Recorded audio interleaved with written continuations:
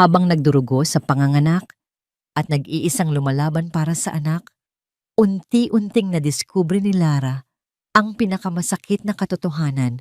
Nilimas ng asawa at biyenan ang perang dapat sana'y magliligtas sa kanya. Sa sandaling iyon, bumagsak ang lahat ng ilusyon at nagsimula ang tunay na hustisya. Ngunit sapat ba ang batas upang burahin ang sugat ng pagkakanulo? At paano muling babangon ang isang inang winasak ang dangal? Isang matalim na kirot ang biglang pumunit sa kanyang balakang na sinundan ng mabigat na paghila sa kanyang sinapupunan. Napahawak si Lara sa kanyang dambuhalang tiyan. Ang kanyang mga daliri ay nanginginig. Huminga siya ng malalim, pilit na pinapakalma ang sarili. Hindi para sa sarili niya ang takot, kundi para sa munting anghel na dinadala niya. Ang pangalawang pagkakataon na ipinagkaloob sa kanya ng Diyos. Konting tiis na lang, anak, bulong niya. Ang kanyang boses ay halos hindi marinig sa gitna ng sarili niyang paghinga. Malapit na tayong magkasama. Dahan-dahan niyang ipinagpatuloy ang pagpupunas sa sahig na semento ng kanilang maliit na apartment sa Quezon City. Ang amoy ng floor wax ay nagpapaikot sa kanyang sikmura at ang bawat pagyuko ay tila isang parusa sa kanyang nananakit na likod. Pawis na ang kanyang noo at ang luma niyang duster ay basang-basa na rin. Mula sa sopa, isang pares ng mga matang mapanuri ang nakabantay sa bawat galaw niya. Si Imelda, ang kanyang biyenan, ay nakaupo roon na parang reyna sa kanyang trono habang nag-aalis ng dumi sa kanyang mga kuko. Bilisan mo nga dyan, Lara. Aabutin ka ng siyam-siyam sa pagpupunas ng sahig. Mataray na utos nito. Tingnan mo ang pamangkin ni Marites, kabuwanan na rin, pero kung kumilos ay parang walang dinadala. Baka naman nag-iinarte ka lang dyan para makaiwas sa gawain. Ngumiti lang si Lara ng pilit. Sanay na siya. Araw-araw, ganito ang kanyang naririnig. Ang bawat salita ni Imelda ay tila maliliit na karayom na tumutusok sa kanyang pagkatao. Pero tiniis niya ang lahat. Para kay Javier. Para sa pamilyang pinapangarap niya. Pasensya na po, Nay. Medyo mabigat lang po talaga. Sagot niya, pinipigilan ang panginginig ng kanyang boses. Sumimangot si Imelda. Mabigat. Lahat naman ng babae, dumadaan dyan. Huwag mong gawing dahilan yan para maging pabigat ka dito sa bahay. Abay dapat nga ay doble ang kayod mo dahil malapit ka ng manganak. Dadagdag na naman ang gastos. Hindi na sumagot si Lara. Ano pa ba ang sasabihin niya? Ano mang isagot niya ay palaging mali sa pandinig ng kanyang biyenan.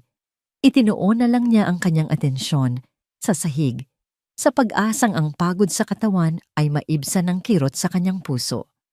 Ilang sandali pa, bumukas ang pinto at pumasok si Javier, ang asawa niya, ang lalaking minahal niya ng buong buo at ang dahilan kung bakit siya nananatili sa impyernong ito.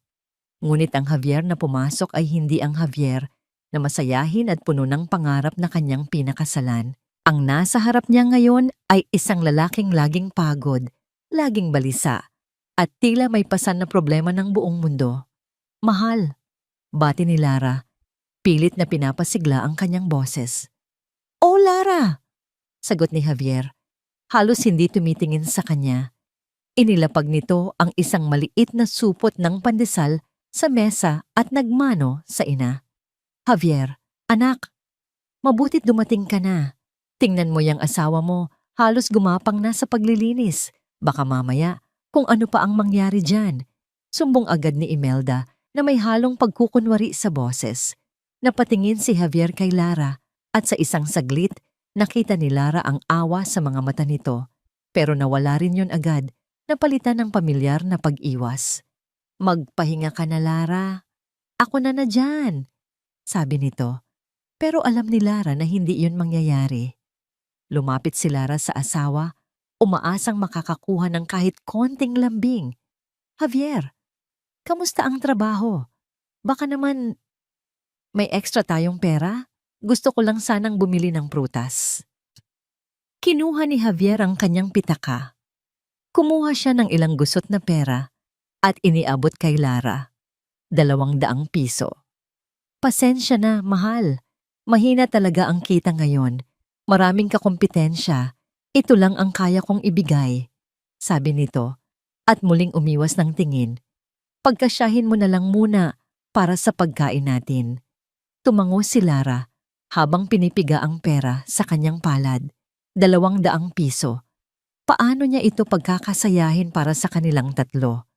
Ngunit mas masakit isipin na ang asawa niya, na dati gagawin ang lahat para sa kanya, ay hindi man lang magawang tingnan siya sa mata habang nagsisinungaling. Gabi na. Matapos maghain ng hapunan at ligpitin ang lahat, pumasok si Lara sa kanilang maliit na kwarto. Humiga siya sa kama.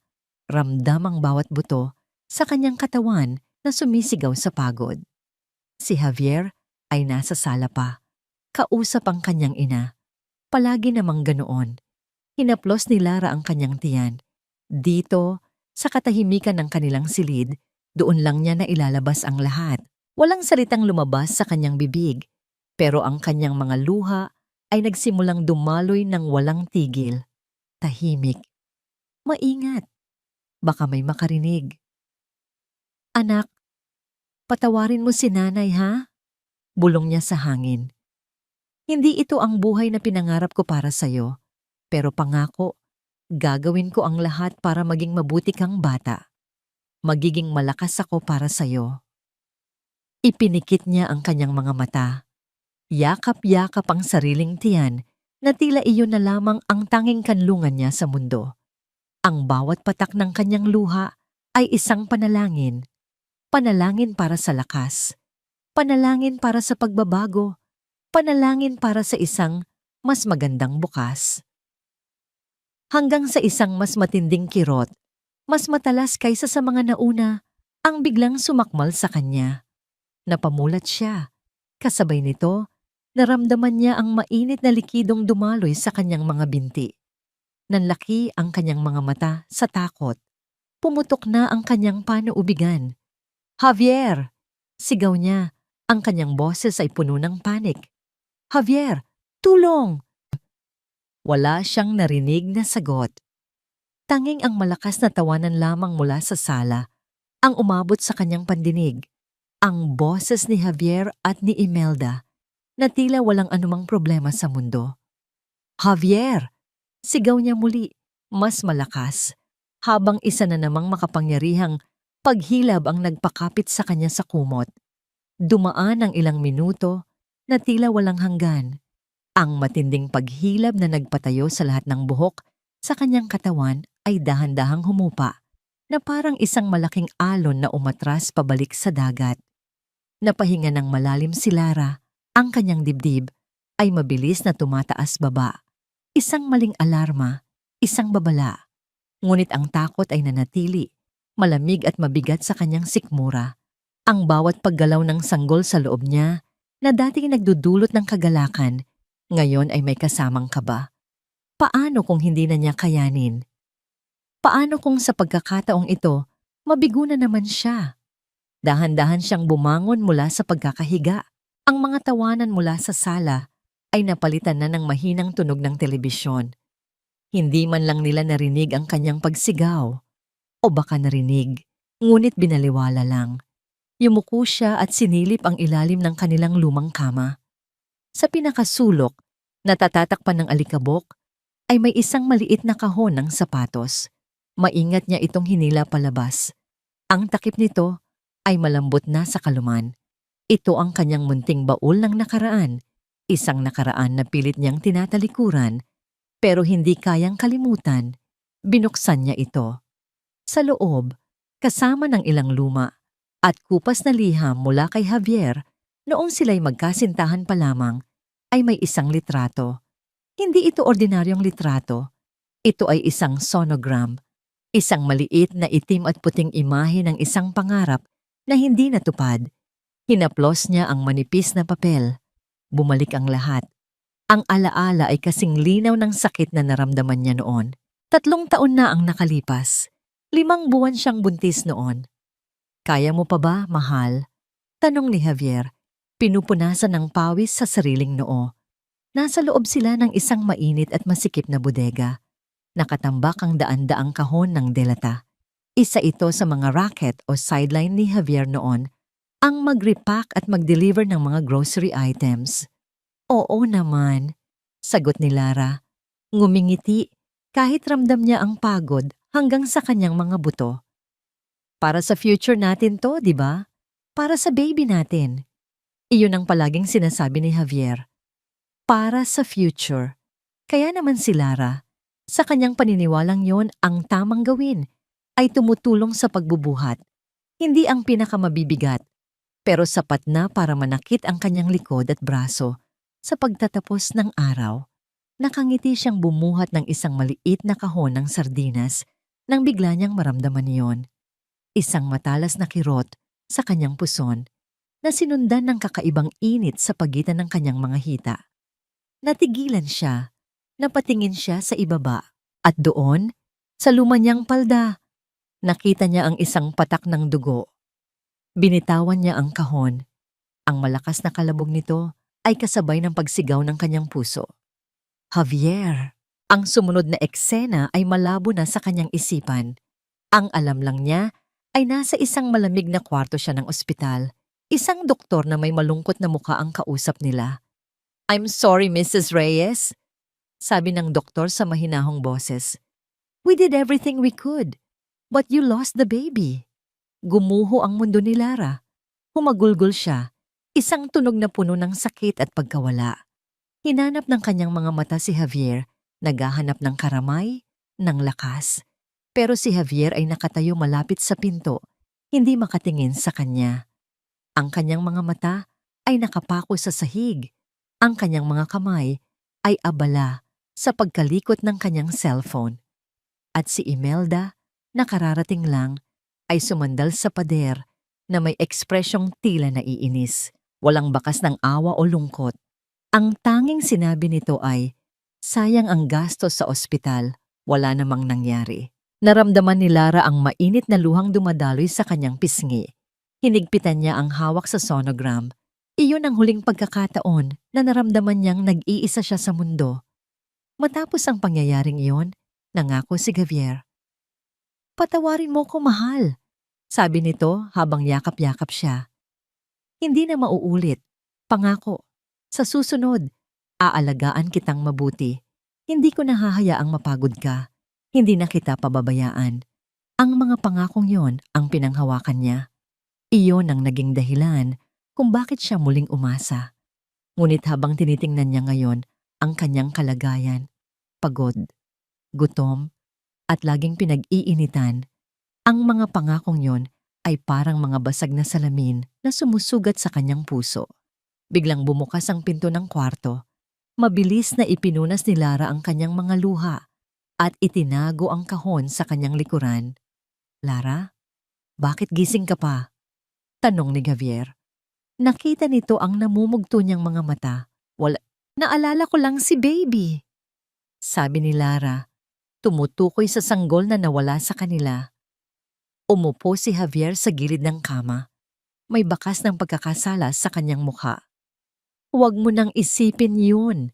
Ang mahalaga, nandyan na ang bago nating baby. Malusog siya.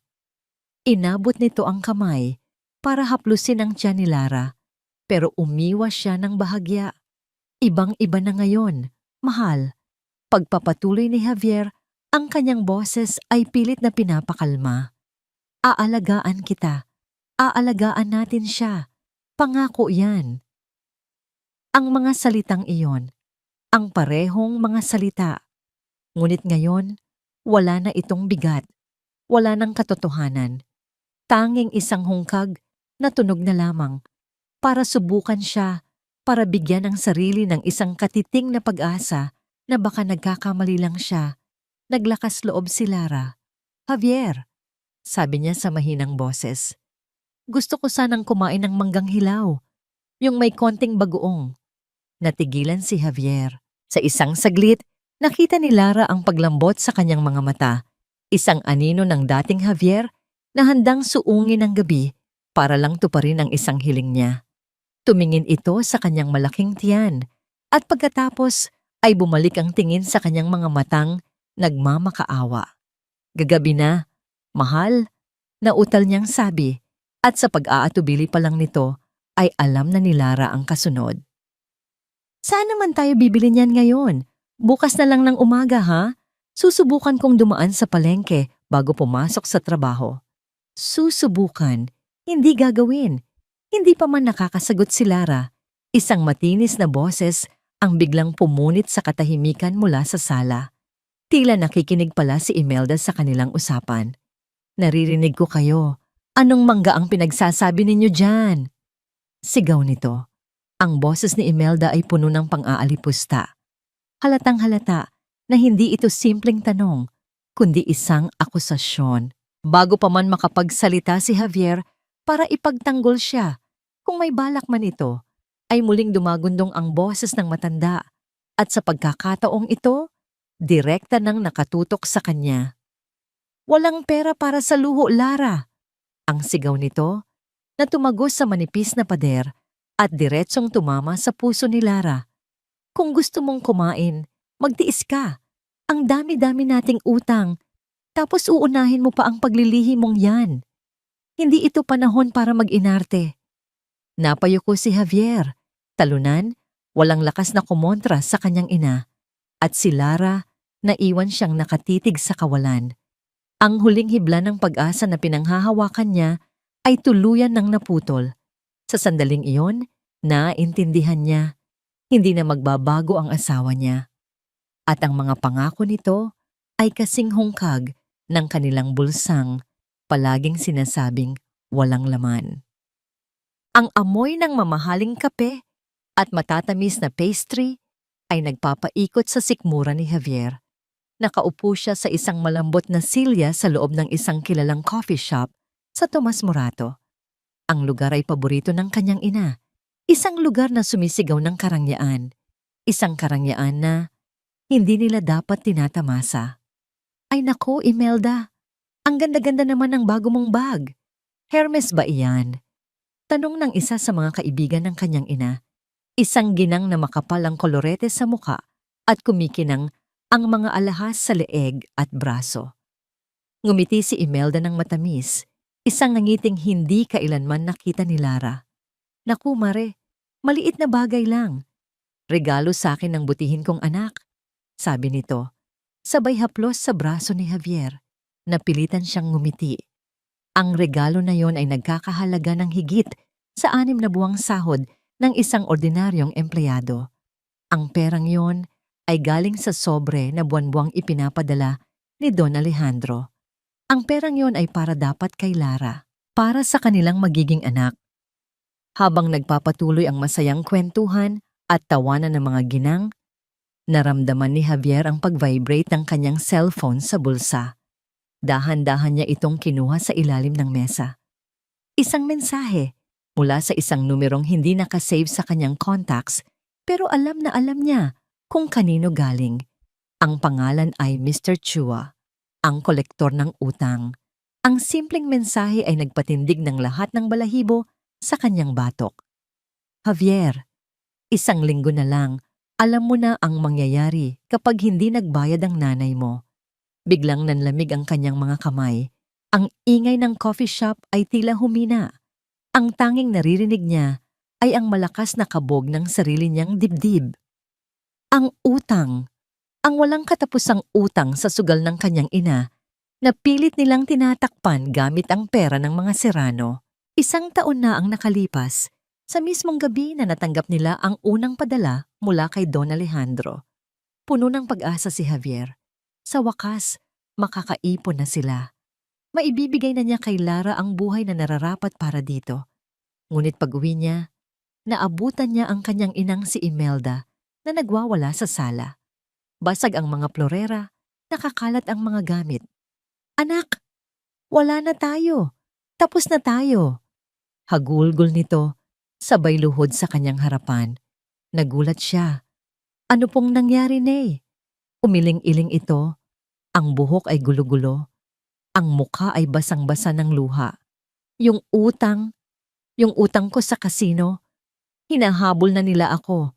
Papatayin nila ako, Javier. Papatayin nila ang nanay mo. Noon niya nalaman ang lahat. Ang lihim na pagkagumo ni Imelda sa sugal na nagsimula pa noong nabubuhay ang kanyang ama. Ang milyon-milyong pisong pagkakautang. Gagamitin natin ang pera ni Lara, sabi ni Imelda sa gitna ng kanyang mga hikbi. Hihiramin lang natin, anak. Pangako, babayaran ko. Kapag nanalo ako ulit, babayaran ko lahat. Tumanggi si Javier. Iyon ay pera para kay Lara. Hindi tama. At doon, nakita niya ang isang panig ng kanyang ina na hinding-hindi niya malilimutan. Tumayo ito, kumuha ng kutsilyo sa kusina at itinutok sa sariling pulso. Kung hindi mo ako tutulungan, kung hahayaan mong mamatay ang sarili mong ina, mas mabuti pang ako na lang ang tumapos nito. Sigaw nito. Ang mga mata ay nanlilisik sa desperasyon. Anak na walang utang na loob. Pagkatapos ng lahat ng sakripisyo ko sa'yo, ito ang igaganti mo sa'kin? Javier, anak, ayos ka lang ba? Ang boses ni Imelda ang nagpabalik sa kanya sa kasalukuyan, tapos nang magpaalam ang mga kaibigan nito. Silang dalawa na lang ang naiwan sa mesa. Ipinakita niya ang text message sa ina. Nay, si Mr. Chua, nagpaparamdam na naman. Tiningnan lang ni Imelda ang cellphone at isinantabi ito na parang isang langaw na walang halaga. Hayaan mo siya. May pera pa tayo. Magpapanik ka na naman dyan. Paanong hindi? Nay, halos kalahati na lang ang natitira sa account. Pabulong niyang sabi, puno ng pag-aalala. Paano kapag nanganak na si Lara? Ang dami nating babayaran sa ospital. Sumimsim ng kape si Imelda, kalmado. Kaya nga kailangan nating magtipid, di ba? Huwag kang mag-alala. May plano ako. Tiningnan siya nito ng diretso sa mata. Ang mga mata nito ay malamig at mapanuri. Javier, pamilya tayo. Kailangan nating magtulungan. Ang perang iyon ay para sa pamilya. At sa ngayon, ang problema ko ay problema mo rin. Bago pa man siya makasagot, tumunog ang kanyang cellphone. Sa pagkakataong ito isang tawag. Ang pangalan ni Lara ang lumabas sa screen. Bigla siyang kinabahan, sinagot niya ito agad. Hello, mahal? Javier. Ang boses ni Lara sa kabilang linya ay nanginginig at puno ng sakit. Pumutok na! Pumutok na ang panubigan ko! Nanlaki ang mga mata ni Javier. Napatayo siya. Ano? Papunta na ako. Narinig ni Imelda ang lahat. Bago pa man makakilos si Javier, hinawakan nito ang kanyang braso ng mahigpit. Sandali! Sabi nito sa mahinang ngunit madiin na boses. Saan mo siya dadalhin? Sa St. Luke's, Nay. Saan pa ba? Doon siya nagpapacheck up. Gulat niyang sagot. Umiling si Imelda. Ang kanyang mga mata ay matalim. Hindi. Mahal doon. Ang laki ng kailangan nating bayaran kay Chua. Hindi natin pwedeng ubusin ang pera sa ospital. Pero Nay, si Lara, ang apo ninyo. At anong gusto mong mangyari? Manganak siya sa isang magarang ospital, tapos kinabukasan, pare-pareho tayong itutumba ng mga tauhan ni Chua. Ganti ni Imelda. Gamitin mo ang utak mo, Javier. Maraming magagaling na doktor sa public hospital. Pareho lang yan. Naglaban ang isip ni Javier. Nakita niya sa kanyang imahinasyon ang mukha ni Lara. Ang pangako niya rito. Ngunit mas malakas ang takot na ipininta ng kanyang ina. Ang takot para sa buhay nito at para na rin sa sarili niya. Nagmamadali siyang nagpaalam at tumakbo palabas ng coffee shop. Habang nagmamaneho pauwi, ang mga salita ng kanyang ina ay umuulit-ulit sa kanyang isipan. Gamitin mo ang utak mo. Pareho lang yan. Pagdating niya sa bahay, naabutan niya si Lara na nakasandal sa pader, namimilipit sa sakit, basang-basa ang duster. Ang itsura nito ay isang saksak sa kanyang konsensya. Javier, Ang sakit, daing ni Lara. Ang kanyang mga mata ay puno ng luha at takot. Dalhin mo na ako sa St. Luke's, please. Lumuhod si Javier sa harap niya. Hinawakan niya ang mga kamay nito. Malamig, nanginginig. Gusto niyang sabihin na oo. Gusto niyang tuparin ang pangako niya. Ngunit ang anino ni Imelda ay tila nakatayo sa kanyang likuran, bumubulong, naguutos. Tumingin siya sa mga mata ng kanyang asawa, sa mga matang dati puno ng pagmamahal at tiwala, na ngayon ay puno ng pagmamakaawa. At sa huling pagkakataon, pinili niyang pakinggan ang takot sa halip na ang pag-ibig. Hindi natin kaya, Lara, sabi niya. Ang kanyang sariling boses ay parang galing sa ibang tao. Malamig, walang emosyon. Sa public hospital na lang tayo. Ang salitang ospital ay dapat sanang nangangahulugan ng pag-asa, ng lunas, ng kaligtasan. Ngunit ang lugar na pinagdalhan sa kanya ni Javier ay tila isang larawan ng kabaliktaran. Ang bumungad kay Lara ay isang pader, hindi ng semento, kundi ng ingay at desperasyon. Nakakabingi ang pinaghalong iyak ng mga sanggol, daing ng mga pasyenteng nakahilera sa mga pasilyo, sigaw ng mga pangalan mula sa isang lumang speaker, at ang walang hintong yabag ng mga nurse at doktor na tila hinahabol ng oras. Ang amoy ng antiseptic ay hindi sapat para takpan ang nanunuot na amoy ng pawis, sakit at kahirapan. Walang bakanteng kwarto, wala kahit isang kama sa ward. Ang tanging na ibigay sa kanya ay isang lumang stretcher na may gulong, itinabi sa isang sulok ng abalang pasilyo. Ito ang kanyang magiging silid pahingahan habang hinihintay ang oras ng kanyang panganganak. Dito ka na lang muna, mahal, sabi ni Javier. Inaalalayan siyang humiga. Ang boses nito ay pilit na pinapasigla. Ngunit ang mga mata nito ay hindi mapakali, palingalinga sa paligid na tila nahihiya sa kanilang kalagayan. Naramdaman ni Lara ang pag-init ng kanyang mga mata. Ito ba ang katuparan ng pangako ni Javier na aalagaan siyang mabuti? Ang manipis na kumot na may amoy ng luma ay hindi sapat para itago ang kanyang katawan mula sa daan-daang estrangherong dumaraan. Bawat tingin na ipinupukol sa kanya, mga tingin ng awa, ng pagtataka, ng paghusga, ay tila isang dagok sa kanyang natitirang dignidad. Nanliit siya sa kanyang sarili. Javier, ayoko dito. Bulong niya. Ang boses ay nanginginig. Natatakot ako. Shh! Nandito lang ako, sagot ni Javier. Pero ang kanyang mga kilos ay nagsasabi ng iba. Kinuha nito ang cellphone, nagkunwaring may tinatawagan, naglakad-lakad. Kinausap ang isang gwardiya. Ginawa ang lahat maliban sa isang bagay, ang umupo sa kanyang tabi at hawakan ang kanyang kamay. Isang malakas na paghilab na naman ang sumakmal sa kanya. Napakapit siya ng mahigpit sa bakal na gilid ng stretcher. Ang kanyang mukha ay napangiwi sa sakit. Napapikit siya ng mariin, pilit na iniinda ang sakit ng tahimik. Ayaw niyang gumawa ng eksena. Ayaw niyang dagdagan pa ang kahihiyang nararamdaman niya. Nang imulat niya ang kanyang mga mata, nakita niya ang isang pagod na nurse na papalapit sa kanya.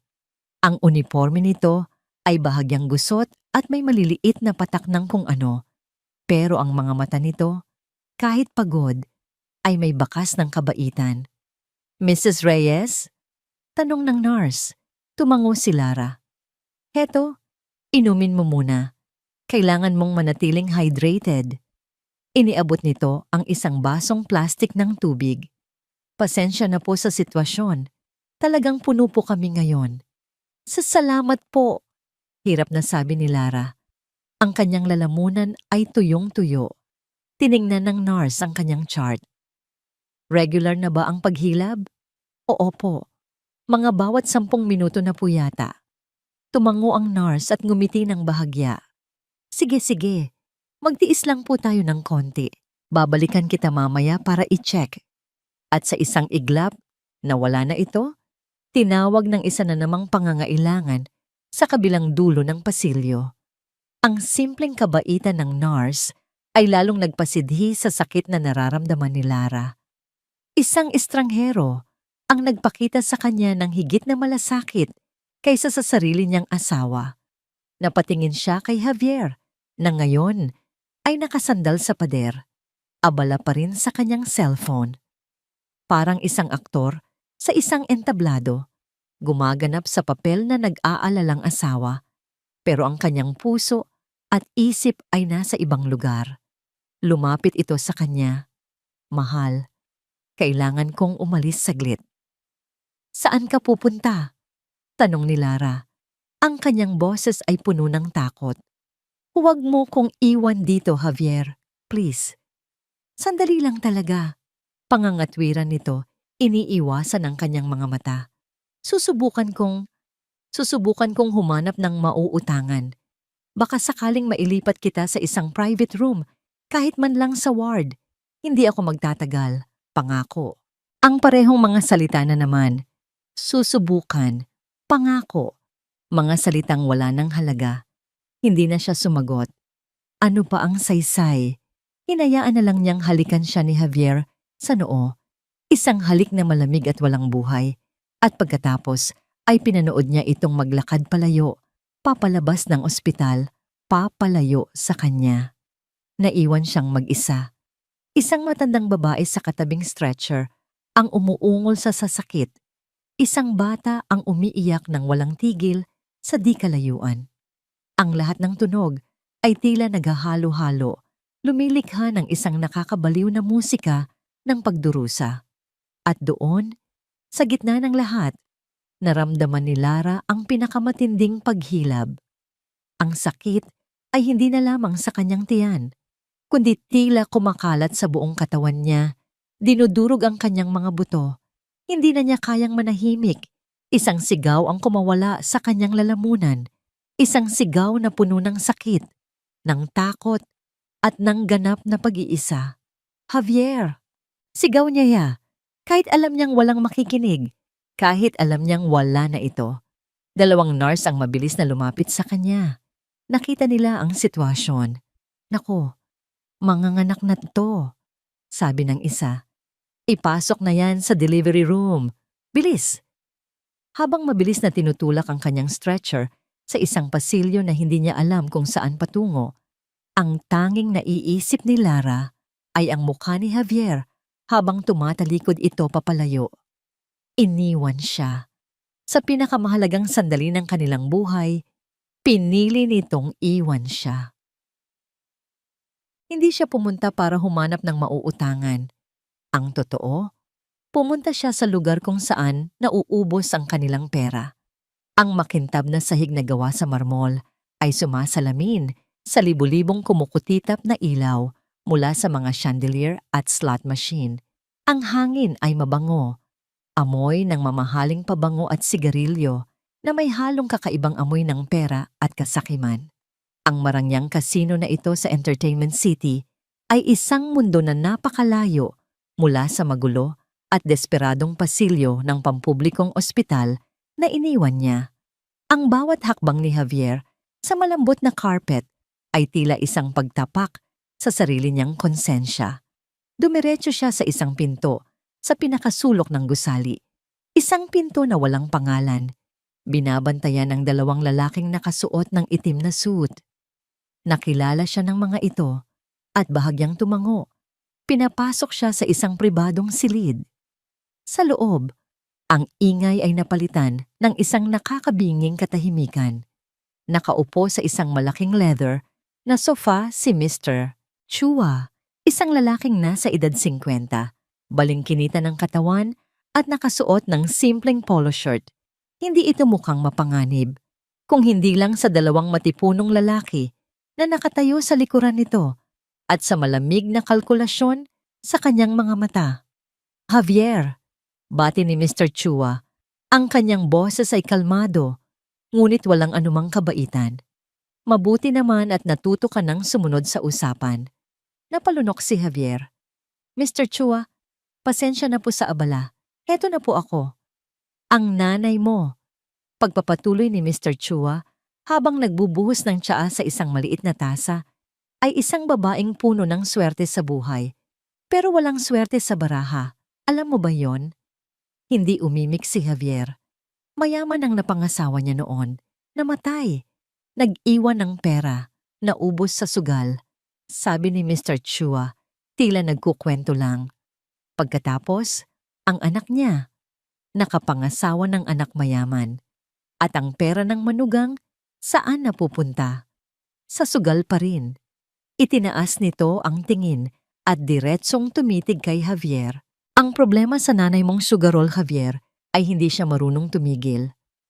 Ramdam ni Javier ang pamumula ng kanyang mukha sa kahihiyan at galit. Ngunit wala siyang magawa. Sila ang may utang. Sila ang nasa kapahamakan. 2 milyon, Javier, iyon ang huling pagkakautang niya.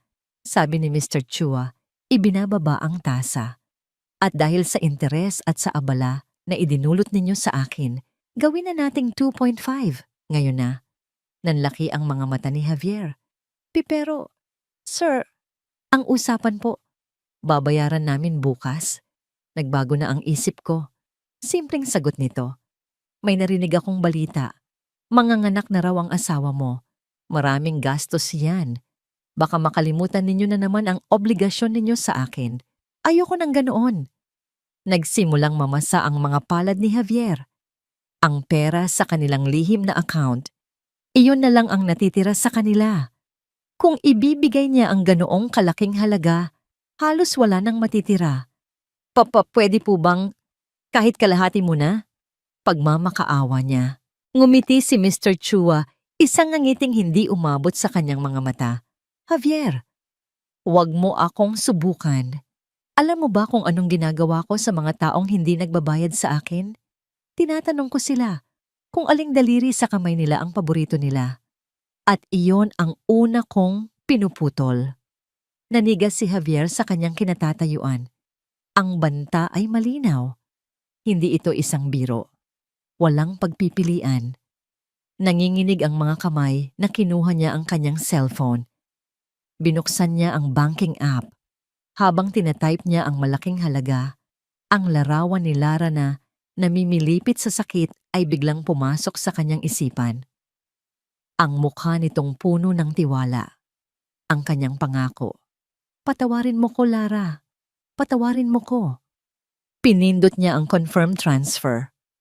Sa isang iglap, ang perang dapat sanay para sa kinabukasan ng kanilang anak ay lumipad patungo sa account ng isang taong walang puso. Okay na po, Mr. Chua. Na-transfer ko na. Sabi niya, ang boses ay paos. Ipinakita niya ang transaction confirmation sa isa sa mga tauhan ni Mr. Chua. Tumango ito sa kanyang amo. Tumayo si Mr. Chua. Magaling. Masunurin ka pala. Siguraduhin mong hindi na mauulit ang pagkakautang ng nanay mo. Sabi nito bago siya talikuran. Dahil sa susunod, baka hindi na daliri lang ang hingin ko. Mabilis na lumabas si Javier sa silid na yon. Pakiramdam niya ay hindi siya makahinga. Habang pabalik siya sa ospital, ang bawat ilaw ng poste at sasakyan na kanyang nadadaanan ay tila nangungutya sa kanya. Ipinagkanulo niya ang kanyang asawa. Ipinagkanulo niya ang kanyang anak. Para saan? Para pagtakpan ang kasalanan ng kanyang ina. Para iligtas ang sarili niyang balat.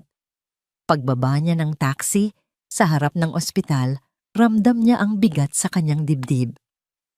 Habang naglalakad siya sa entrance, sa gitna ng mga taong nagmamadali at mga nag-aabang, isang lalaki ang nakakuha ng kanyang atensyon. Nakatayo ito malapit sa isang poste. Nakasuot ng plansadong barong, malinis ang sapatos. Isang itsurang hindi nababagay sa magulong paligid ng isang pampublikong ospital. Nagkatinginan sila. Ang mga mata ng lalaki ay matalim, mapanuri. Tinitigan siya nito ng diretso na tila binabasa ang lahat ng lihim sa kanyang kaluluwa. Naramdaman ni Javier ang isang kakaibang kilabot. Iniwas niya ang kanyang tingin at nagmamadaling pumasok sa loob. Nang lumingon siyang muli, wala na ang lalaki. Nawala na ito, na parang isang anino sa dilim. Sino yon? Bakit ganoon siya makatingin? Ang kaba sa kanyang dibdib ay lalong tumindi. Tumakbo siya papasok sa pasilyo, hinahanap ang stretcher kung saan niya iniwan si Lara. Ngunit wala na ito roon. Wala na si Lara. Kinabahan siya. Saan siya nagpunta?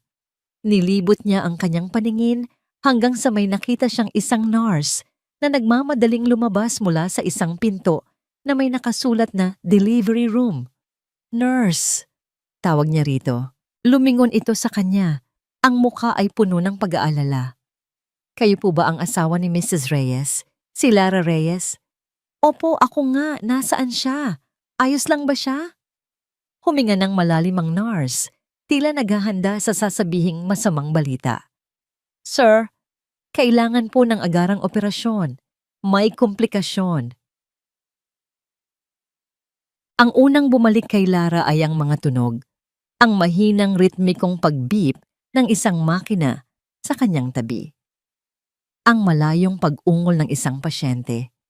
At pagkatapos, isang boses, isang malumanay na boses ng babae. Mrs. Reyes, gising na po kayo. Dahan-dahan niyang iminulat ang kanyang mga mata. Malabo ang lahat sa simula. Puti. Ang kisame ay puti. Ang mga dingding ay puti. May naramdaman siyang matulis na kirot sa kanyang tiyan, isang paalala ng operasyong pinagdaanan niya. Nasaan siya? Anong nangyari? At pagkatapos, naalala niya. Ang paghilab, ang sigaw, ang pagmamadali, ang anak niya, ang baby ko? Hirap niyang tanong. Ang kanyang lalamunan ay tuyo at magaslaw.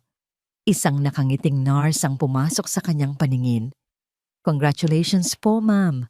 Ligtas po kayo pareho. Isang malusog na baby boy. Ang mga salitang iyon ay tila musika sa kanyang pandinig. Isang mainit na agos ng lunas ang dumaloy sa kanyang buong katawan. Tinatangay ang lahat ng sakit at takot. Ligtas sila. Ligtas ang anak niya. Pwede ko ba siyang makita?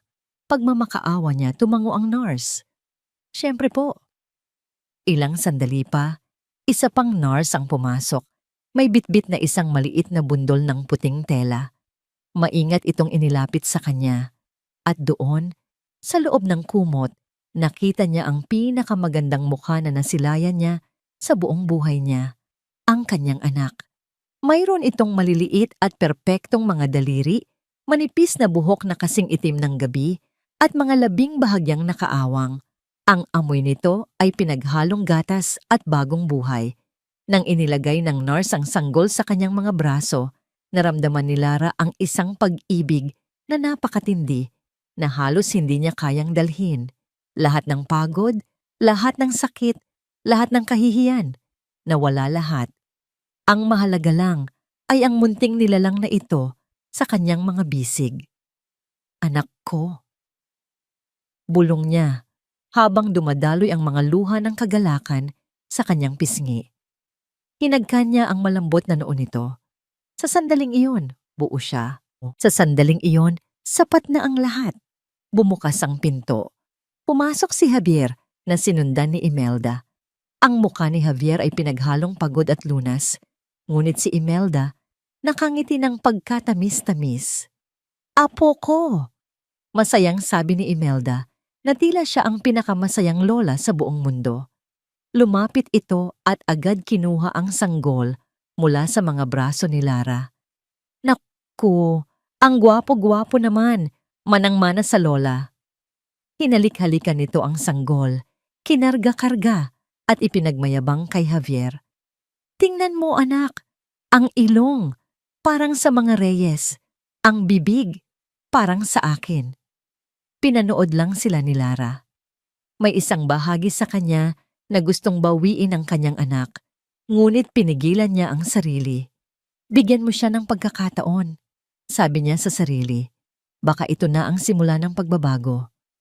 Habang karga-karga ni Imelda ang sanggol at nakatalikod ng bahagya sa kanya, narinig niya itong bumulong kay Javier, ngunit sapat na ang lakas para marinig niya. Naku ko, isa na namang bibig na pakakainin. Ang mga salita ay tila isang suntok sa kanyang sikmura, mas masakit pa kaysa sa sugat ng kanyang operasyon. Biglang nanlamig ang kanyang buong katawan. Walang nagbago. Isa lamang itong palabas, isang maskara. Ibinalik ni Imelda ang sanggol sa tabi niya at umupo sa silyang katabi ng kama. Ang matamis na ngiti ay bumalik sa mukha nito. "Kamusta na ang pakiramdam mo, Lara?" Tanong nito. Ang boses ay puno ng pagkukunwaring pag-aalala. "Narinig ko, nagkaroon daw ng komplikasyon. Talaga naman. Sabi ko na nga ba't dapat ay nag-iingat ka. Napakahina kasi ng katawan mo." Hindi na nagulat si Lara. Ang sisi, palaging may kasamang sisi. Kaya naman pala kinailangang operahan. Pagpapatuloy ni Imelda na may kasamang buntong hininga. "Malaking gastos na naman yan, sigurado. Kawawa naman itong si Javier. Doble kayod na naman sa pagtatrabaho." Tumingin si Imelda kay Lara at ang mga mata nito, sa isang saglit, ay nawalan ng pagkukunwari at naging matalim. "Alam mo, Iha, siguro ito na ang tamang panahon. Ang ama mo, matagal mo na siyang hindi kinakausap, di ba? Baka naman pwede mo siyang tawagan para humingi ng kahit konting tulong. Para naman sa apo niya, di ba? Sigurado akong hindi siya tatanggi." Ang pakiusap ay nakabalot sa paglalambing, ngunit ang utos sa ilalim nito ay malinaw na malinaw. "Gamitin mo ang ama mo. Hingian mo siya ng pera." Dito na hindi nakapagpigil si Lara. Ang pag-ibig niya para sa kanyang anak ay nagbigay sa kanya ng lakas na hindi niya alam na taglay niya. "Hindi po, Nay," sagot niya. Ang kanyang boses ay mahina ngunit matatag. "Responsibilidad namin ni Javier ang anak namin, kaya naming pag-ipunan ang gastos sa ospital."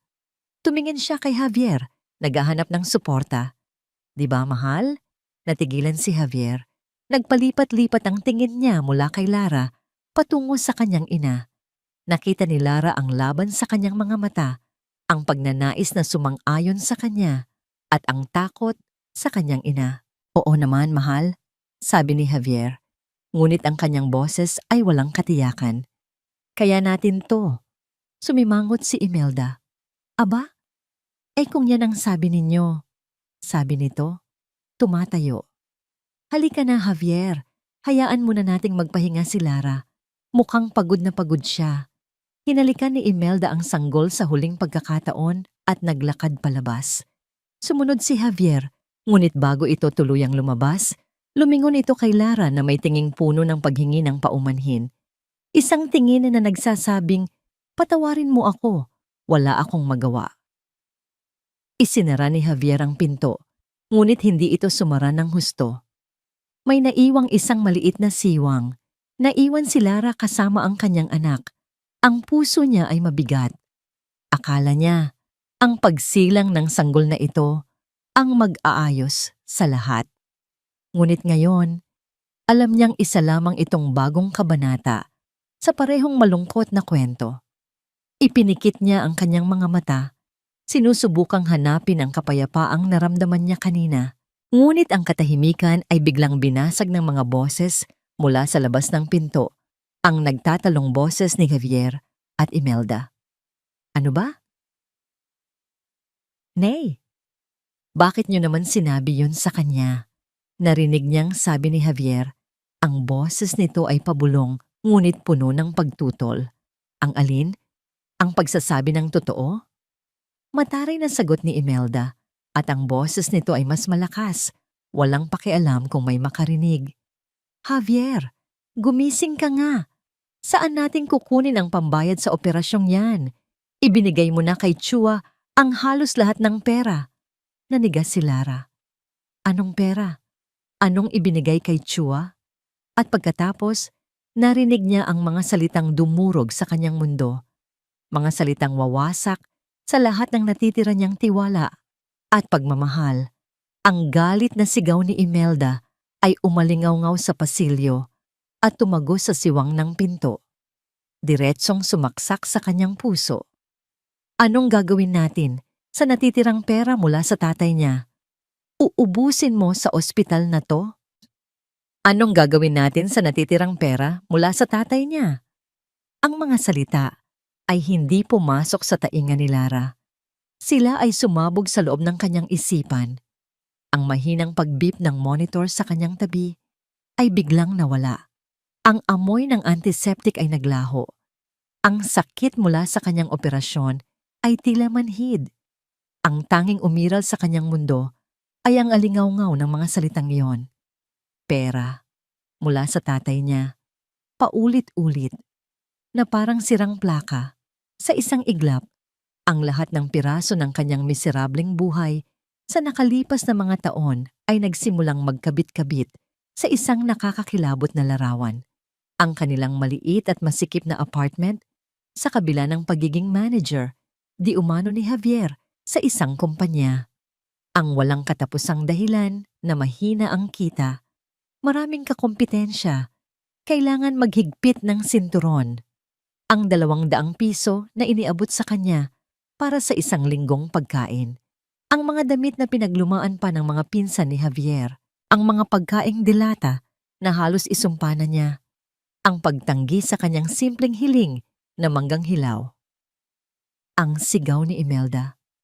Walang pera para sa luho. Ang mga kasinungalingan. Lahat ay kasinungalingan. Tumingin siya sa kanyang mga kamay. Mga kamay na pagod at kalyo sa paglalabada, paglilinis at pagtanggap ng mga maliit na trabaho para lang may pandagdag sila sa pambili ng bigas. Ang mga kamay na ito ay nagtrabaho hanggang sa halos ikamatay niya. At ang pinakamasakit sa lahat, ang unang anak niya, ang anghel na nawala. Naalala niya ang kanyang sarili na nagbubuhat ng mga kahon, na nagtatrabaho sa ilalim ng init ng araw, naniniwalang iyon ay para sa kanilang kinabukasan. Ngunit meron pala silang pera. May pera pala sila para sana ay nagpahinga siya. May pera pala sila para sana ay naipagamot siya sa isang mas mahusay na doktor. Ang kanyang unang anak ay hindi namatay dahil sa aksidente. Ang kanyang unang anak ay namatay dahil sa kanilang kasakiman. Isang malamig na galit, isang uri ng galit na hindi pa niya nararamdaman kailanman, ang nagsimulang umakyat mula sa kanyang mga paa, kumakalat sa kanyang mga ugat, hanggang sa marating nito ang kanyang pusong nagdurugo. Dahan-dahan niyang ibinaling ang kanyang tingin sa sanggol na natutulog ng mahimbing sa kanyang tabi. Ang kanyang munting anak na lalaki, ang kanyang pangalawang pagkakataon, at muntik na rin itong mawala sa kanya. Ang operasyon, ang komplikasyon. Kung nasa isang maayos na ospital sana ni siya, baka hindi ito nangyari. Ang buhay ng kanyang anak ay isinugal nila.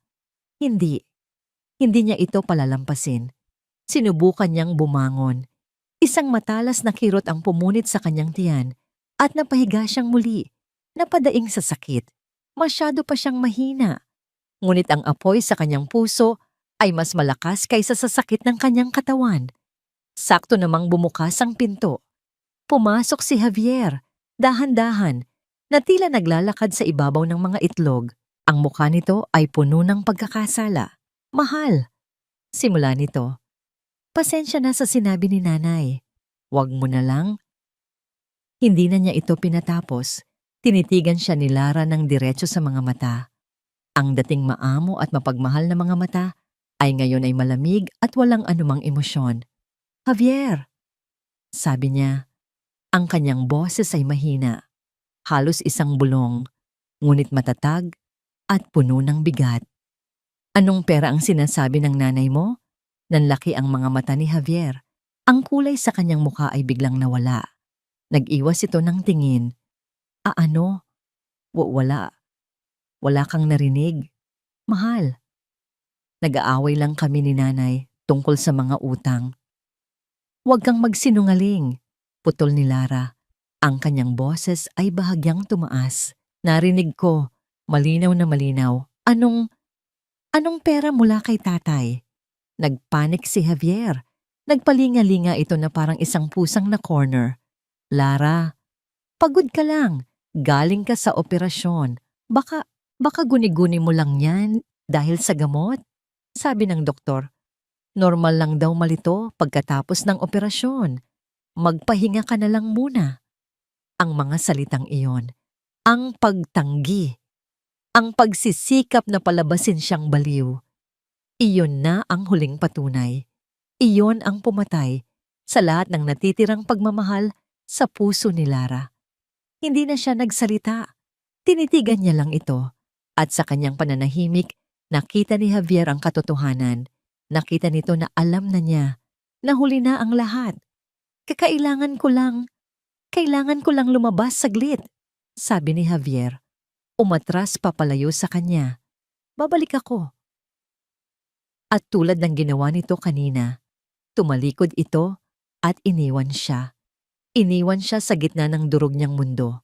Nang sumara ang pinto, doon na bumuhos ang mga luha ni Lara. Ngunit hindi na ito ang tahimik na pag-iyak ng isang biktima. Ito ay isang hagulgol na puno ng sakit, ng galit, ng pagtataksil na napakatindi. Niyakap niya ang kanyang anak, isinubsob ang kanyang muka sa malambot na kumot nito. Siya na lang ang natitira. Ang sanggol na ito na lang ang kanyang dahilan para mabuhay. Ang mundo niya ay gumuho. Ang pamilyang pinangarap niya ay isang kasinungalingan. At ang lalaking minahal niya ay isang halimaw. Wala na ang lahat. All is lost. Sa gitna ng kanyang paghagulgol, narinig niya ang pagbukas muli ng pinto. Hindi na niya itinaas ang kanyang tingin. Malamang, bumalik na naman ang duwag niyang asawa para magmakaawa. Wala na siyang pakialam. Ngunit ang mga yabag na kanyang narinig ay iba. Mabigat. Panatag. Hindi nag-aalinlangan. At ang boses na nagsalita ay hindi ang boses ni Javier. Ito ay isang boses na matagal na niyang hindi naririnig. Isang boses na sabay-sabay na nagdulot ng gulat, pananabik at pag-asa sa kanyang wasak na puso. Isang boses na puno ng awtoridad at pagmamahal. Lara, anak. Dahan-dahan niyang itinaas ang kanyang luhaang muka. At doon, nakatayo sa may pintuan, ang kanyang ama. Lara, anak.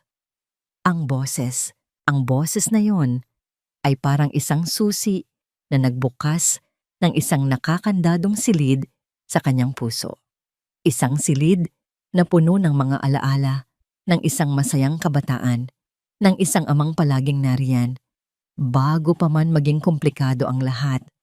Sa isang iglap, inakala niyang guni-guni lang niya ito, isang panaginip na nilikha ng kanyang pagod at nagdurugong puso. Ngunit nang dahan-dahan niyang itaas ang kanyang luhaang muka, naroon siya. Totoo, nakatayo sa may pintuan, hindi bilang isang panaginip, kundi bilang isang matatag na katotohanan. Ang kanyang ama, si Don Alejandro Serrano, ay naroroon. Hindi siya mukhang galit. Ang kanyang mukha ay kalmado, ngunit may isang bigat sa kanyang presensya na tila nagpabago sa hangin sa loob ng maliit na silid.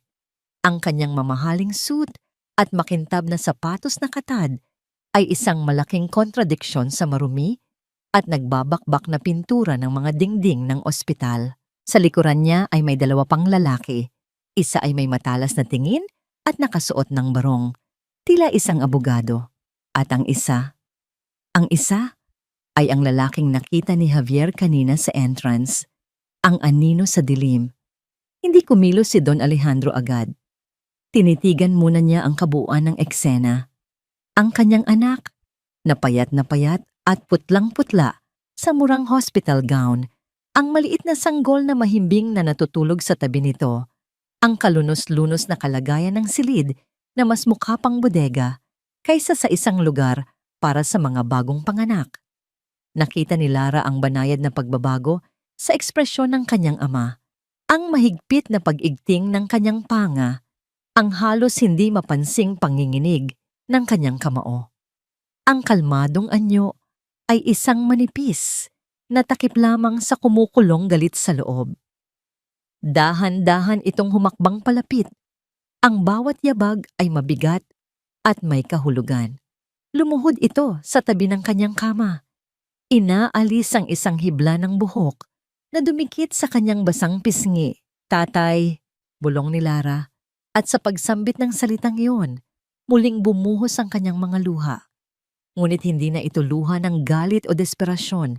Ito ay luha ng lunas. Nandito na ako, anak, sabi ni Don Alejandro. Ang kanyang boses ay puno ng pagsisisi at pagmamahal. Hinawakan nito ang kanyang kamay. Patawarin mo ako. Patawarin mo ako kung ngayon lang ako dumating. Niyakap ni Lara ang kamay ng kanyang ama. Ikinapit ang sarili na parang isang batang nalulunod. Sa wakas, may kakampi na siya. Sa wakas, hindi na siya nag-iisa. Ang apo ko, sabi ni Don Alejandro, ibinaling ang tingin sa sanggol. Isang tunay na ngiti ang sumilay sa kanyang mga labi. Isang nangiti na puno ng purong pagmamahal. Maingat niyang hinaplos ang pisngi ng sanggol gamit ang likod ng kanyang daliri. Napakagwapo niya, Lara. Kamukhang kamukha mo noong sanggol ka pa. Ang simpleng sandaling iyon, ang katahimikan, ang emosyon, ang muling pagsasama, ay biglang nabasag. Bumukas ang pinto. Pumasok si Javier na sinundan ni Imelda. Malamang ay nag-usap sila sa labas, bumuo ng bagong estratehiya, ng bagong kasinungalingan. Lara, mahal, naisip ko lang. Natigilan si Javier sa kalagitnaan ng kanyang sasabihin. Napako ang kanyang tingin sa lalaking nakaluhod sa tabi ng kama ng kanyang asawa. Si Imelda, na nasa likuran niya, ay hindi agad napansin. Ano ka ba naman, Javier? Huwag kang basta-basta susuko. Kailangan nating humakbang ito papasok sa silid. At doon, natigilan din ito. Ang kanilang mga mukha ay isang perpektong larawan ng pagkabigla at purong takot. Ang kulay sa mukha ni Imelda ay biglang nawala, na parang isang kandilang biglang hinipan. Si Javier naman ay napanganga. Ang kanyang mga mata ay nanlalaki, nagpapalipat-lipat ng tingin mula kay Lara, sa sanggol, at sa lalaking kinatatakutan nilang makita. Dahan-dahang tumayo si Don Alejandro. Hinarap niya sila. Hindi na ito ang mapagmahal na ama at lolo na nakita ni Lara kanina. Ang kaharap nila ngayon ay si Don Alejandro Serrano, ang bilyonaryo, ang makapangyarihang tao na hindi nila pinangarap na makaharap sa ganitong sitwasyon. Ang kanyang kalmadong presensya ay mas nakakatakot kaysa sa anumang sigaw. Mr. Serrano, nautal na sabi ni Javier. Anong ginagawa ninyo rito? Don Alejandro? Pagtatama ni Imelda. Sinusubukang bawiin ang kanyang composure. Mabilis itong ngumiti. Isang nangiting halatang halata ang pagkukunwari. Don Alejandro, ke sorpresa. What a surprise. Tamang-tama ang dating ninyo. Ipapakilala ko sana sa inyo ang inyong apo. Hindi pinansin ni Don Alejandro ang pagtatangka ni Imelda na pag-aani ng sitwasyon. Ang kanyang mga mata ay nakapako kay Javier. Oras na para mag-usap, Javier. Ang bawat salita ay mabigat, puno ng kahulugan, at may dalang lamig na nagpakilabot sa buong silid. Tungkol po saan? Tanong ni Javier. Ang kanyang boses ay nanginginig. Hindi sumagot si Don Alejandro. Sa halip, lumingon ito sa lalaking kasama niya. Ang lalaking may matalas na tingin. Tumangulang ito. Ang lalaki, ang pribadong investigador, na unawaan na ngayon ni Lara, ay humakbang pasulong. Dala-dala niya ang isang makapal na brown envelope. Walang salitang lumabas sa bibig nito. Dahan-dahan, ngunit may diin, inilapag niya ang envelope sa ibabaw ng maliit at kinakalawang na mesang katabi ng kama ni Lara. Ang tunog ng paglapag nito ay tila isang malakas na dagok sa katahimikan. Tumingin si Don Alejandro mula sa envelope, pabalik sa nanlalamig na mukha ni Javier at Imelda. Laman yan, sabi niya. Ang kanyang boses ay kalmado, ngunit may talim ng isang patalim. Ang lahat ng kasinungalingan ninyo. Ang sobrang iyon sa mesa. Para kay Javier, hindi iyon gawa sa simpleng papel. Iyon ay isang bomba na malapit ng sumabog. Isang hatol na naghihintay na basahin. Ang bawat segundo ng katahimikan ay tila isang paghila sa kanyang hininga. Unti-unti siyang sinasakal. Ang hangin sa silid ay biglang kumapal at bumigat, at pakiramdam niya ay nalulunod siya habang nakatayo sa tuyong lupa. Ang lalaking abogado, si Attorney De Leon, ang bumasag sa katahimikan.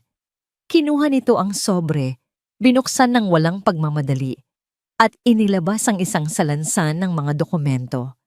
Ang bawat kilos nito ay kalmado, metodikal, na lalong nagpatindi sa kaba sa dibdib ni Javier. Simulan natin sa simula, sabi ng abogado. Ang kanyang boses ay malinaw at walang emosyon. 3 taon na ang nakalipas nang ipaalam ni Lara sa kanyang ama na siya ay nagdadalang tao sa unang pagkakataon. Nagsimulang magpadala si Don Alejandro Serrano ng buwanang sustento sa inyong joint account. Ang halaga, 4,000 euro o humigit kumulang 200 at 40,000 piso kada buwan. 240,000 piso. Narinig ni Javier ang halaga, ngunit tila hindi ito maproseso ng kanyang utak. Ang numerong iyon, napakalaki, napakalayo sa 200 pisong ibinibigay niya kay Lara. Napakalayo sa mga dilatang sardinas na kanilang hapunan. Napatingin siya sa asawa niya. Ang mukha ni Lara ay walang ekspresyon. Ngunit ang kanyang mga mata ay tila tumitingin sa kaibuturan ng kanyang kaluluwa. At nakita nito ang lahat ng dumi roon. Ngunit, pagpapatuloy ng abogado, 1 linggo matapos matanggap ang unang padala, isang bagong bank account ang binuksan, isang lihim na account, sa ilalim lamang ng pangalan ninyo, G. Javier Reyes, at ng inyong ina, Ginang Imelda Reyes. Inilabas ng abogado ang isang bank statement at ipinakita sa kanila. Nakalista roon ang lahat ng transaksyon, ang buwanang paglipat ng halos buong halaga mula sa joint account patungo sa lihim na account. At saan napunta ang perang ito? Tanong ng abogado, kahit alam na ng lahat ang sagot. Kumuha ito ng isa pang dokumento. Heto ang isang listahan ng iilan lamang sa inyong mga naging gastos. Isang Hermes bag na nagkakahalaga ng 800,000 piso, binili noong tumingin ito kay Imelda. Kaarawan ninyo, Gaang Reyes. Isang dinner para sa 20 katao sa isang 5-star hotel. Umabot ng 100,000 at 20,000 piso.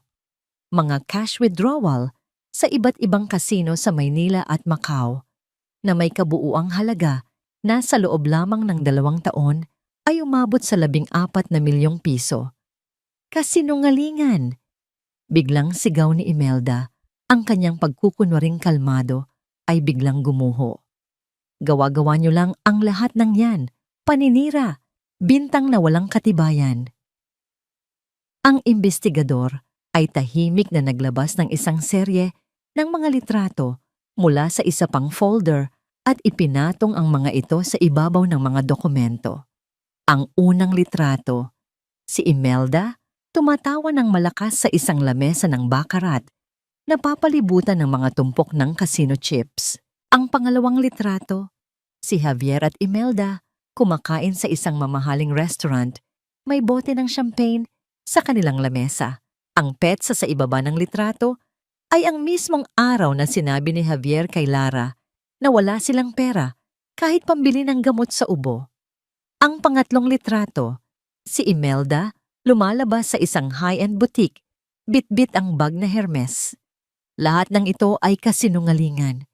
Muling sigaw ni Imelda, ang boses ay matinis sa panik. Tumingin ito kay Don Alejandro.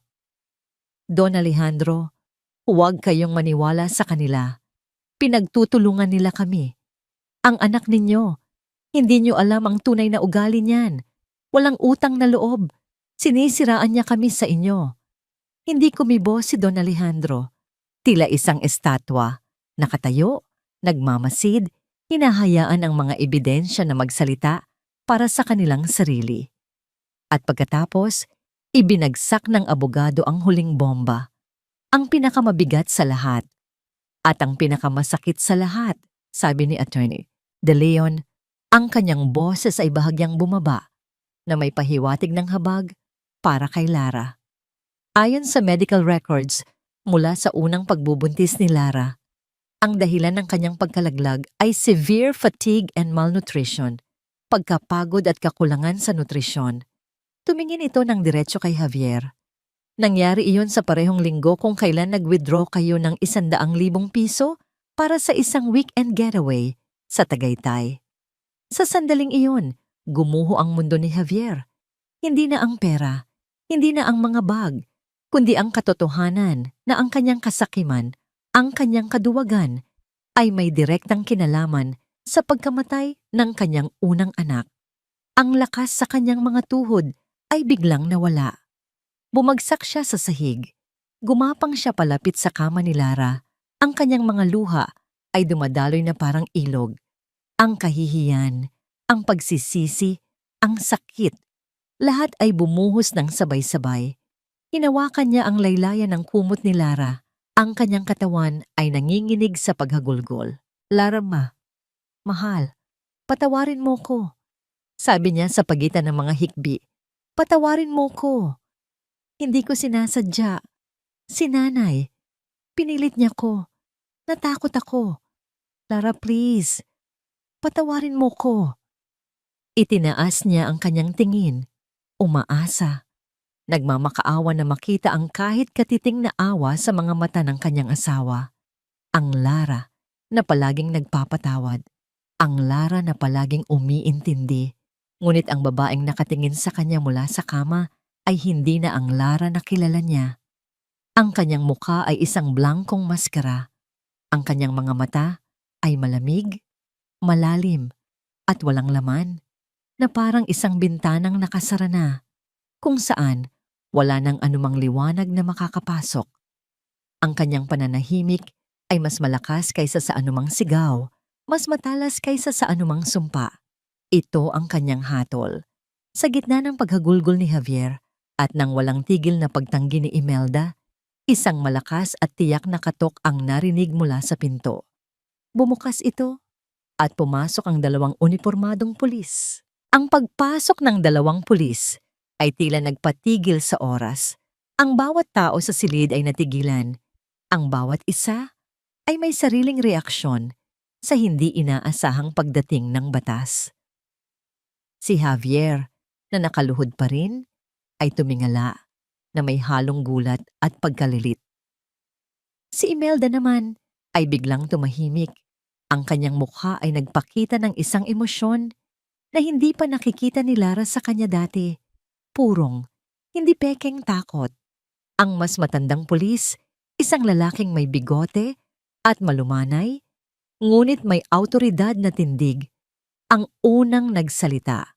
Ang kanyang mga mata ay lumibot sa silid. Sinusuri ang sitwasyon bago tumuon kay Don Alejandro. Don Alejandro Serrano? Tanong ng pulis. Tumango si Don Alejandro. Ako nga. Kami po ay tumutugon sa reklamong inihain ng inyong abogado, si Attorney De Leon, kaninang umaga lamang.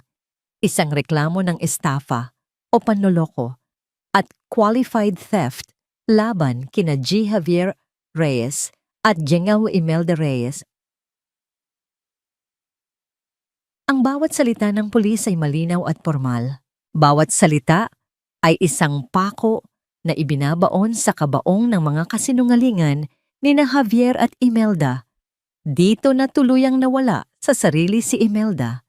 Ang takot ay napalitan ng isang desperadong parang sa hayop na galit. Walang hiya kayo, sigaw niya.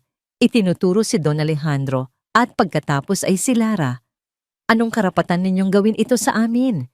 Pamilya kami. Hindi niyo kami pwedeng ipakulong. Walang pruweba. Gawa-gawa niyo lang lahat yan. Geng Reyes, pakihinaan po ang inyong boses. Mahinahong sabi ng pulis. Kung mayroon po kayong reklamo, maaari niyo pong sabihin yan sa presinto. Sa ngayon, Kailangan po namin kayong isama para sa investigasyon. Ang nakababatang pulis ay lumapit kay Imelda. Nang makita niya ang posa sa kamay nito, nagwala si Imelda. Nagpumiglas ito, nagsisigaw ng mga sumpa at akusasyon. Hindi niyo ako makukulong. Hindi niyo alam kung sino ako. Javier, anak, gawin mo ang lahat. Huwag mong hayaan na gawin nila ito sa ina mo. Ngunit si Javier ay hindi kumilos. Nakaluhod pa rin siya, nakatingin kay Lara. Ang lahat ng ingay, ang lahat ng gulo, ay tila wala sa kanyang pandinig. Ang tanging mahalaga sa kanya sa sandaling iyon ay ang babaeng nasa kanyang harapan.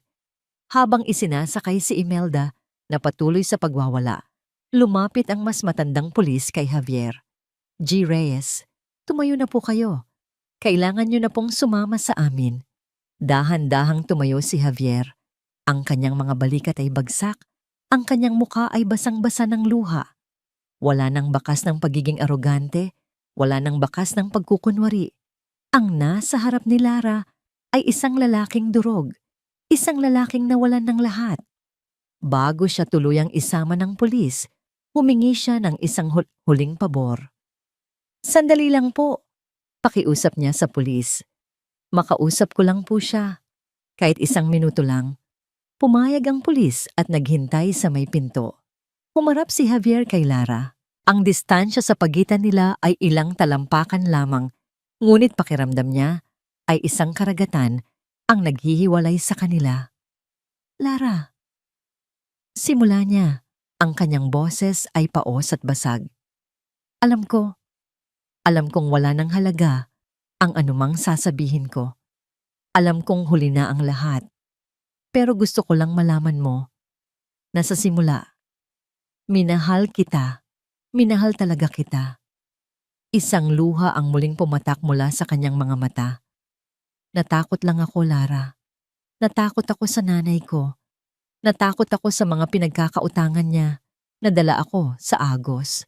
Pero sa bawat araw na nagsinungaling ako sa'yo, sa bawat gabing nakikita kitang pagod, isang bahagi ng pagkatao ko ang namamatay. Patawarin mo sana ako. Huminga siya ng malalim, nag-ipon ng lakas para sa kanyang huling pakiusap. Kapag natapos na ang lahat ng ito, kapag nabayaran ko na ang mga kasalanan ko, pwede ba? Pwede ba tayong magsimula ulit? Para sa anak natin, Lara, please, bigyan mo ako ng isa pang pagkakataon. Ang kanyang mga mata ay puno ng isang desperadong pag-asa. Naghihintay, nagmamakaawa. Tinitigan siya ni Lara. Sa loob ng ilang segundo, walang nagsalita. Ang tanging maririnig ay ang tibok ng puso ni Javier sa sarili niyang tainga. At pagkatapos, nagsalita si Lara. Ang kanyang boses sa unang pagkakataon sa napakatagal na panahon ay malinaw, matatag, at walang bahid ng anumang pag-aalinlangan. Tapos na tayo, Javier. 2 salita. Ngunit ang bigat nito ay parang isang bundok na bumagsak sa ibabaw ni Javier. Hahanapin ko ang pinakamagaling na abogado. Pagpapatuloy ni Lara, ang kanyang tingin ay hindi natitinag. Magfa-file ako ng annulment. Hindi mo na kailangang mag-alala tungkol sa anak ko. Ako na ang bahala sa kanya. Sisiguraduhin kong lalaki siya nang malayo sa lahat ng kasinungalingan na kinalakihan ko. Ang bawat salita ay isang hatol. Walang galit. Walang paghihiganti. Tanging isang malamig at pinal na desisyon. Napatango na lang si Javier habang ang huling hibla ng pag-asa sa kanyang puso ay tuluyan ng naputol. Wala na. Tapos na ang lahat. Sumama na siya sa pulis nang walang anumang pagtutol. Sa huling pagkakataon, lumingon siya mula sa may pinto. Nakita niya si Don Alejandro na inilalagay ang isang protektadong kamay sa balikat ni Lara. Isang kilos ng suporta na hinding-hindi niya naibigay. Isinara ang pinto.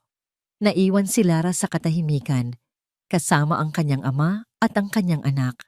Huminga siya ng malalim, Isang hiningang tila, ngayon lang niya muling nagawa ng malaya.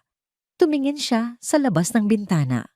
Sa unang pagkakataon, nakita niya ang sikat ng araw sa hapon nang hindi nararamdaman ang bigat ng mundo sa kanyang mga balikat. Ito na ang simula. Isang taon.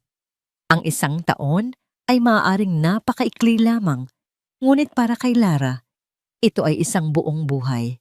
Isang bagong buhay na itinayo niya mula sa abo ng kanyang nakaraan. Ang amoy ng mamahaling pabango at bagong tela ang bumati sa kanya. Hindi na ang amoy ng floor wax at lumang semento. Nakatayo siya sa gitna ng kanyang pangarap, isang maliit, ngunit eleganteng fashion boutique sa puso ng Makati. LS Creations ang nakasulat sa salaming pinto sa gintong mga letra. Lara Serrano, ang kanyang sariling pangalan, ang kanyang sariling pagkatao. Ma'am Lara, dumating na po yung bagong delivery ng tela mula sa France. Sabi ni Ana, ang kanyang pinagkakatiwalaang store manager na may dalang isang clipboard. Ngumiti si Lara. Salamat Ana. Pakisabi sa kanila na i-check mabuti ang bawat rolyo. Ayokong may makalusot na kahit anong depekto. Masusunod po, ma'am, sagot ni Ana, na may paghanga sa mga mata. Pinanood ni Lara ang kanyang empleyado na bumalik sa trabaho. Tinuruan niya ang kanyang sarili na maging isang leader na hindi naninigaw, hindi nang aalipusta, kundi isang leader na nagtitiwala at gumagalang. Ang kabaliktaran ng lahat ng natutunan niya sa bahay ng mga Reyes. Sa isang sulok ng butik, may isang maliit na play area na napapalibutan ng salamin. Sa loob nito, isang batang lalaki na may kulot na buhok ang abalang-abala sa pagbuo ng isang tore gamit ang mga makukulay na bloke. Tawa ito ng tawa sa tuwing guguho ang kanyang ginagawa. Ang kanyang anak, si Alejo.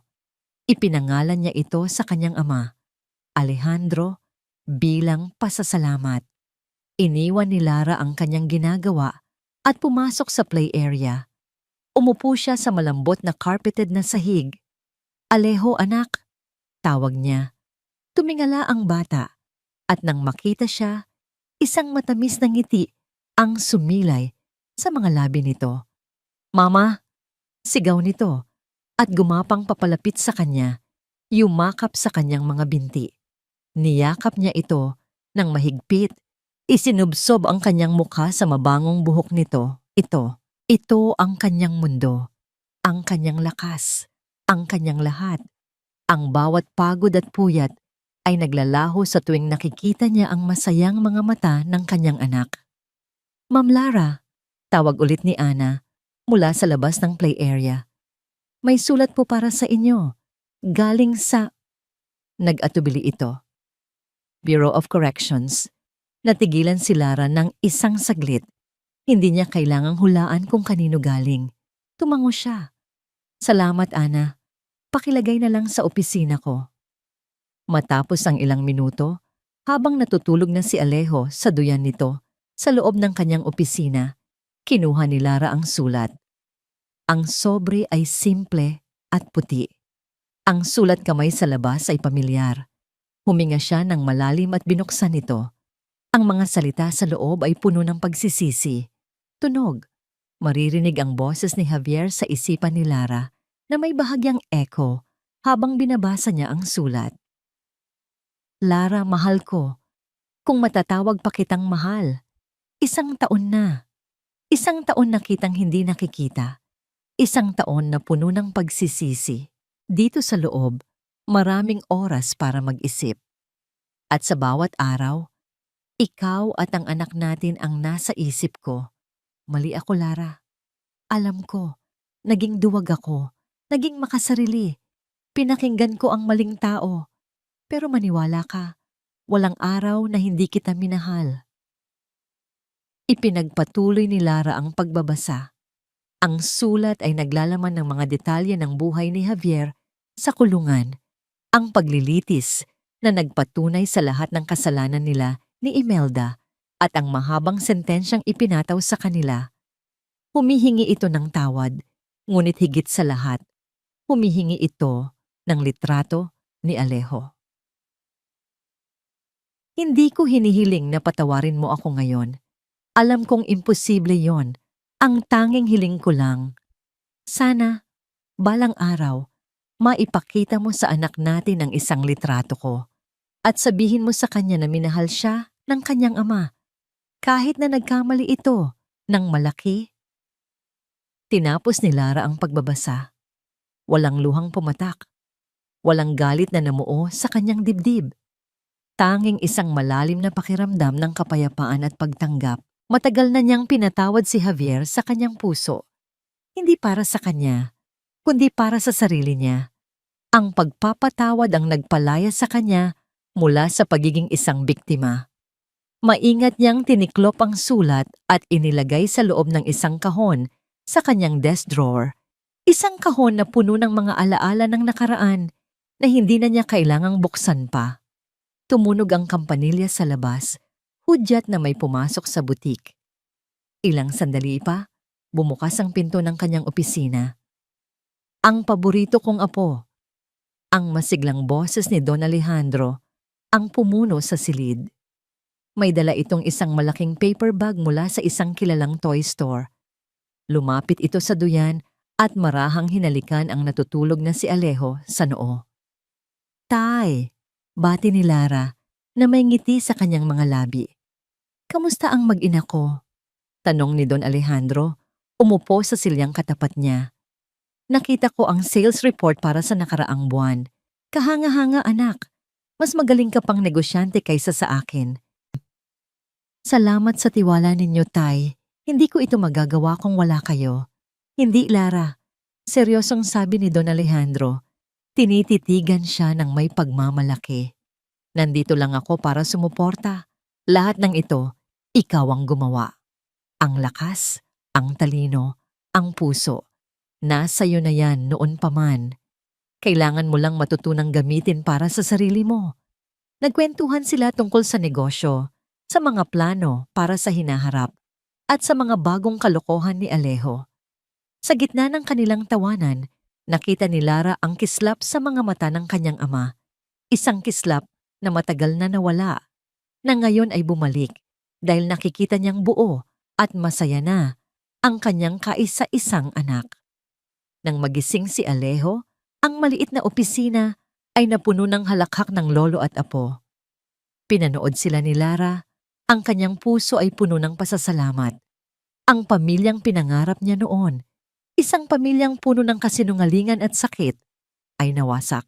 Ngunit ang pamilyang meron siya ngayon, kahit sila na lang tatlo, ay totoo, matatag, at binuo ng purong pagmamahal. Habang papalubog ang araw, ang ginintuang liwanag nito ay tumagos sa salaming bintana ng kanyang butik. Tumayo si Lara at lumapit sa isang malaking salamin sa dingding. Tinitigan niya ang kanyang refleksyon. Ang babaeng nakatingin pabalik sa kanya ay hindi na ang babaeng takot. Ang babaeng payat at laging nakayuko. Ang babaeng umiiyak sa gabi. Ang nasa harap niya ngayon ay isang babaeng may tiwala sa sarili. Ang kanyang mga mata ay may kislap. Ang kanyang mga balikat ay tuwid. Ang kanyang ngiti ay totoo. Isang ina, isang negosyante, isang anak, isang babaeng malaya. Hinawakan niya ang kanyang kwintas, isang simpleng L na gawa sa ginto, regalo ng kanyang ama. Ito ang paalala niya sa kanyang sarili. Hindi na siya si Mrs. Reyes, siya si Lara Serrano. At habang nakatingin siya sa kanyang refleksyon, habang naririnig ang tawanan ng kanyang ama at anak sa likuran, alam niyang sa wakas, pagkatapos ng lahat ng unos, nakauwi na siya. Sa pagtatapos ng kwento ni Lara, malinaw na ipinapakita na walang kasinungalingang kayang manatiling nakatago magpakailanman. Maaring yura ka ng dangal ng isang tao sa oras ng kanyang kahinaan, ngunit darating ang panahong ang katotohanan ay sisigaw at ang hustisya ay kikilos. Sina Javier at Imelda ay naging larawan ng kasakiman at kaduwagan. At sa huli, sila rin ang nagbayad ng kapalit nito sa ilalim ng batas. Ngunit higit sa parusa ng masasama, ang tunay na tagumpay ng kwento ay ang muling pagtayo ni Lara. Mula sa isang babaeng winasak ng pang-aapi, siya'y naging isang inang matatag, handang bumuo ng bagong buhay para sa kanyang sarili at sa kanyang anak. Paalala ito na ang kabutihan ay may gantimpala at ang lakas ng isang ina ay walang hangganan. Ikaw, ano ang gagawin mo kung ikaw ang nasa kalagayan ni Lara? Lalaban ka ba o mananahimik? At sana, kumusta ka ngayon? May pinagdadaanan ka rin ba na nais mong ilabas? Nandito ang channel na ito para makinig. Ibahagi mo sa comments, mahalaga ka sa amin.